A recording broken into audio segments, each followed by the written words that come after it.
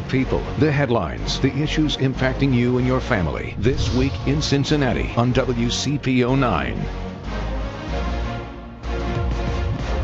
Hello and welcome to This Week in Cincinnati. You know, we live in an age of disinformation, and we've got plenty of examples of it during the election cycle.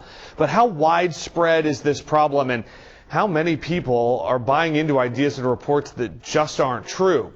But really, the big question, is there any really good way to put falsehoods to bed once they're already out there? The University of Cincinnati recently finished a big study looking at all of that. Nearly 9,000 Americans were surveyed. To get its findings, I spoke with one of the co-authors of that report, Dr. Brian Calfano. So the takeaway from this study, and it jumps out immediately to me, is this quote. It says, while many Secretary of State's offices push back against electoral disinformation, these efforts may fail. Is it may or is it do? Yeah, excellent question. And we were kind of hedging our bets, Evan. I mean, it was basically a sense that we did this one study at this one point in time. We featured the Ohio Secretary of State's office in all of this, and we found not much success. But is it possible that some Secretary of State in one of the other 49 states is able to thread this needle effectively? Well, we can't rule that out. So we end up saying, you know, it might just be a function of a general election that was hotly contested. People are really polarized in their views of President Trump and Vice President Biden and all the sorts of things that we had associated with 2020, which of course is not yet over. But people may have just been really ingrained in having their thought process, you know, and having it confirmed by what they already wanted to think or believe. And it's impossible then for government messaging to really break through. At least that's the finding here. But I don't want to say that, oh, you know, any kind of government messaging is always going to end up being ineffective, because we just don't know. Well, so then I think the question is, why is this the case? Is it just what has been a growing distrust of government, and even on our end, official media, any kind of official, what's viewed as an official source? Is it that? Is there more happening here? Why doesn't this work? I think it's the latter. I think there's more happening, because certainly if government comes out tomorrow or the next day and says, oh, hey, all of the claims about some kind of fraud going on in certain states regarding the election count, well, that's true. Then all of a sudden, people who, you know, already believe that, even though there's no evidence to support it, well, they're going to say, well, see, the government's saying this. But those are the same people who are not really buying into what the government's saying now, and the local secretaries of state and county election boards and clerks saying there isn't anything.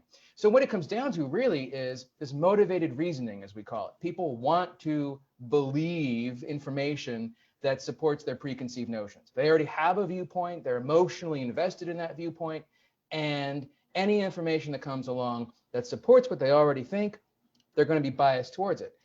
Conversely, anything that they find that is a fly in the ointment to their way of thinking about the world, they'll figure out a way to try to dismiss it, to ignore it, to undermine it, whatever it happens to be. And essentially, that kind of dynamic has been on steroids with the social media environment that we live in, with sort of the polarized politics that we have going on now, the ability of people to select whatever sources they want from a menu of diverse voices out there, not all of which are practicing, I think, responsible, ethical, professional journalism. But the end result is people can quote a source that basically backs up their preconceived notion of the world. And that's a big problem in a situation where people have to vote to determine their leaders. And that's that confirmation bias that we've talked about for years, decades. You're right. Is it the social media? Is it the polarization of what has become kind of mainstream media that's doing this? Or we talked a lot in the last election about interference from Russia and other foreign actors, and we know it's happening again this election. So how much of that's happening internally with us, or are we really being influenced that much? Well, it's certainly a combination. But given some thought to this, before we did the interview, or we're doing it now, obviously, the idea, I think, is that people need to overcome the easiness of finding information that basically supports their view of the world. I mean, that's the thing. They have to come at information about politics and government and decisions that we make as a society from someplace other than I have to be right. I always have to be right. My view has to be true and right. Because that's just not responsible. We don't do that in other parts of our lives. We don't walk into a situation thinking we know everything about how to fix our car if our car's not working right, and we're not a mechanic, right? I mean, we don't do that in most cases. But when it comes to politics and selecting our leaders and making these big decisions about how much money we spend, the laws that we live under, and all the sorts of things that go into government, we are just going to town with essentially patting ourselves on the back for having kind of the right view, quote unquote, and not doing a lot of critical thinking about whether or not what we believe and what we think is true is actually verified. And so it's true that we have a lot more sources out there today. It's true that you've got foreign actors like Russia trying to interfere in our election by posting a lot of propaganda. And it's true that people can fall into a trap of misinformation. It's also true people don't have a ton of time in their lives. People actually have things to do. You and I can sit here and talk about this sort of thing, and we're very fascinated by it. People have real issues and real problems, and they're really specific to their lives they have to work on too. So they don't have hours and hours a day to sort of focus on these things. But I do think it's important to encourage people to stop for a minute and say, maybe it's not quite as easy as I'm thinking it is here. Maybe it's not quite as just this is the way something is. And just because I hear people agree with me, maybe it's not quite that way entirely, especially if I'm going to this same set of sources all the time that are not national newspapers, that are not networks, that are not mainstream media, which I know gets a bad rap as a label. But there's a reason it's mainstream, and that's because it follows a set of procedures for verification of sourcing and evaluating evidence and reporting information, and most importantly, correcting that information when it's found to be wrong, even in their reporting. You don't see that from these other websites or these other sources that are about essentially pushing a certain perspective. They're about more like PR type things. People need to be more aware of that. And that's on us, I think, as citizens in a republic, a democratic republic, to take that responsibility more seriously. So, and this is where I kind of, as I was reading the research, I'm thinking, how do we put this into action, right? We're coming up on two big family holidays, and I know we're not supposed to be having the big family gatherings this year, but inevitably we're going to be with family members, and you always have the one uncle who is dead set against anything you're going to say, right? That's the stereotype. How do you bring this up? How do you go about having that conversation?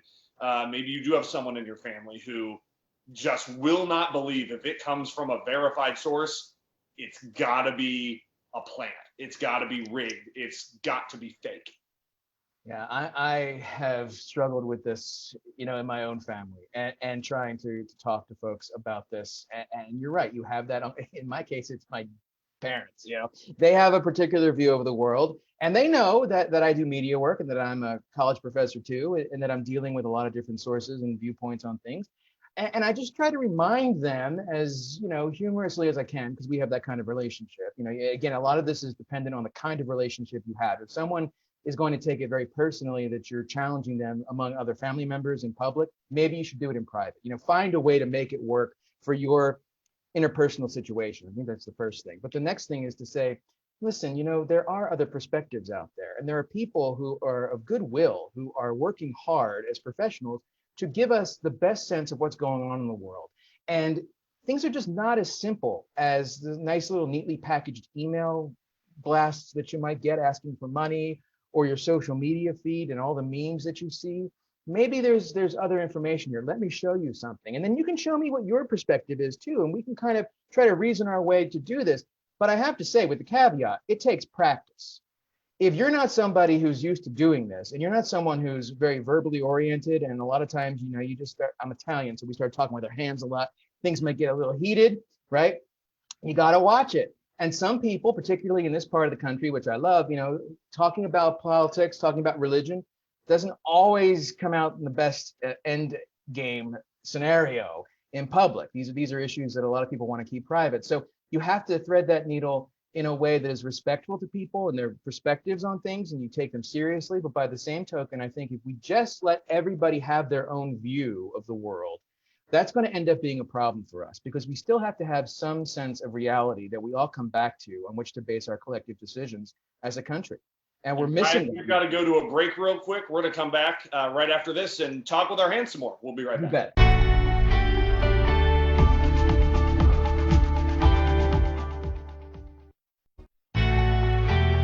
Welcome back to This Week in Cincinnati. I'm Evan Millward with Brian Calfano from UC, talking about disinformation here. One of the headlines, as we record this on Wednesday, there was a study that's not your study, but a survey out that says 70% of Republicans still do not view this election, this presidential race, as a free and fair election.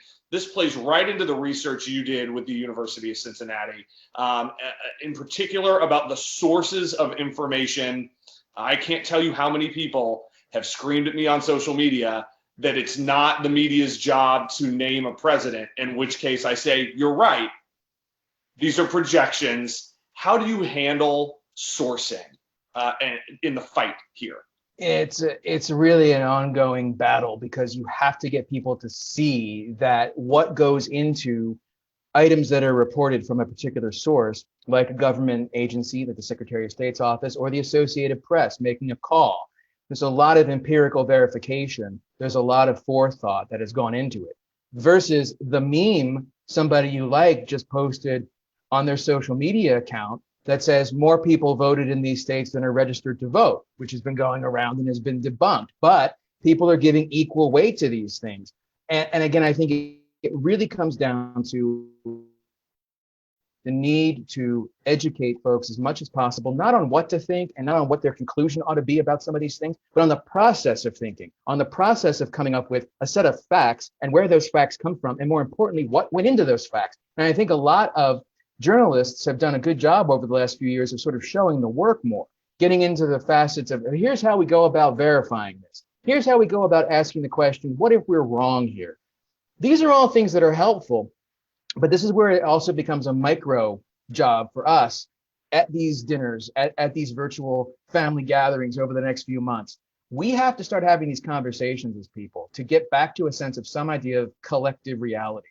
Because if we don't, we are in big trouble as a country. It's impossible to have a society that can, I guess, go from a common view of the world if we're all in our little fiefdoms and all in our little compartments with different facts or different perceptions of reality. It just can't continue on like this.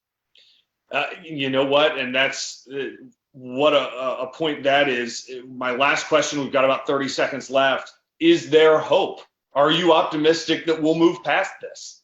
We have to be. I mean, look, we don't have the problem of lack of electricity or food or access to medicine or all the sorts of things that they would have had problems with centuries ago, right? I mean, I think our problems are relative. I think our problems are more intellectual than anything else. I think our problems are just a matter of people not wanting to exercise some work outside their comfort zone. And I think we can all overcome those things. We just have to have the will to do it. And we have to encourage each other, keep encouraging each other to move ahead and find some kind of common ground. All right. I always like to end on optimism. It's on us. Brian Calfano from UC working on disinformation. This Week in Cincinnati is right back after this.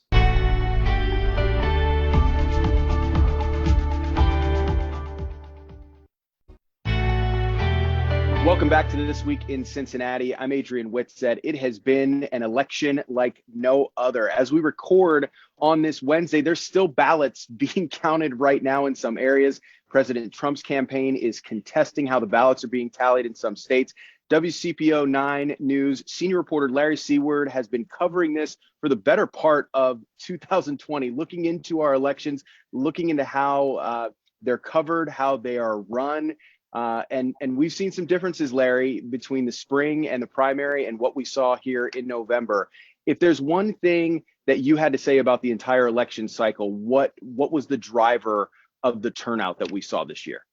Oh, no question about it. The mail-in ballots. I mean, we've always had absentee ballots or mail ballots in some form or fashion, right? But it's typically reserved for people that physically couldn't get to the polls because of an excuse, right? You're out of town and you get a permission to send in an absentee. But look, the primary, go back to Ohio's primary, which unfortunately for them was right as the pandemic was starting there, March, April. It at the last minute became an all-mail election, which caused a tremendous amount of problems and confusion. More than 10,000 ballots tossed after the fact here in Ohio. And they wanted to make sure that did not happen with the general election, right? So Ohio voters had the option of mailing in ballots, voting early in person, as well as in-person voting. And the surge of mail voting really, really altered the turnout. Turnout numbers were huge. We saw counties that had 70 percent, 71% of registered voters turn out for the election, and Hamilton County wasn't far off of that. I mean, so it was the flood of mail votes really boosted the turnout for all counties in Ohio, Kentucky, and Indiana. As you've talked to the local elections officials here in the tri-state area, what have they learned and taken away from this at the local level? They're quite a bit. I mean, I think they knew that they needed to be prepared for additional mail-in ballots. That was the concern during the primary when it got thrust on them at the last minute. But now they have the pattern down. They have the sort of the process understood. They know how to better communicate with voters because they spent a lot of time really advertising this election, not just that it's coming, but here's what you need to know if you want to vote. Here's what you need to know if you want your vote to count. Here are things to check on. So their communication abilities went up a step or two. When you look at that and you see the way that our elections were run locally versus some of the problems that we've seen in other states as they've counted ballots, do you think this is a trend for us going forward? Do you think, in a state like Kentucky that didn't have all-inclusive mail-in balloting, mail-in voting before, and now they did, do you think that's something that goes forward? Well, time will tell. Kentucky went to expanded mail-in voting for the primary. For this general election, they actually relaxed some of those policies, but they still had a lot of mail-in votes. Ohio, going forward, it's hard for me to imagine Ohio not having sort of the triple option for voters. Indiana, I'm not sure that you will see this carry forward. It's hard to predict there. But look, I'll say this, the folks that work at those boards of elections here in Ohio, Kentucky, and Indiana are thrilled they did not have the problems of Georgia, Pennsylvania, Nevada, or Arizona. And quite frankly, the folks around here told me that they learned from Ohio's misfortune earlier this year that, hey, there may be some rules we need to change. If we're going to invite more people to send mail, ballots in the mail, then maybe we need to extend the processing part of this so we don't have a bottleneck of ballots showing up and then we have to count 3 million or however many at one time, which unfortunately Pennsylvania was not able to change their law regarding processing ballots, which is why that dragged on for so long. Nevada and Arizona, a little bit different because pretty much everybody was voting by mail. And so you couldn't figure out where votes were coming from. And so it was hard to call that election until every single vote was counted. And so in Georgia, just not having enough infrastructure, not really preparing as well as what insiders tell me is that they just did not get enough workers, enough equipment to handle the volumes of voters. And the states around here, Adrian, they did that. They read the tea leaves and said, listen, let's get the people, let's get the equipment, and let's make sure that we give ourselves plenty of time to count ballots because election night went so smoothly. A few days later, I mean, we pretty much knew even the local races, the tight local race that's in Kentucky right now in Bromley, we even knew that race is down to one vote separating 3 people. And we already knew Friday, so and certified elections yesterday. So people here are happy with the changes that were made both at the state level as well as the county level. Senior reporter Larry Seward, thanks for your time here this morning. This Week in Cincinnati. We'll be right back.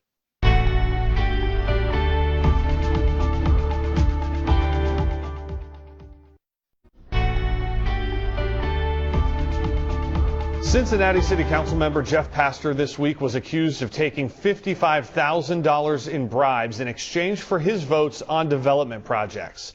A business partner of Pastor's has also been indicted. The U.S. Attorney for Southern Ohio, David DeVillers, says the indictment is indicative of a culture of corruption, but he says this case is not connected to the Tamaya Denard case. She pleaded guilty in June to selling her votes for the Banks music venue project. Pastor is a Republican, and leading Republicans in Hamilton County have been calling for him to resign from council. We always want your opinion about the stories you see here on WCPO 9 News. Call our Feedback Friday hotline at 513-852-4998. Anchor Craig McKee shares your thoughts every Friday night at 6. And that is This Week in Cincinnati for this Sunday. Join us for breaking news, weather, and sports at 6 and 11 tonight right here on WCPO 9 News. We're always updating headlines in our mobile app.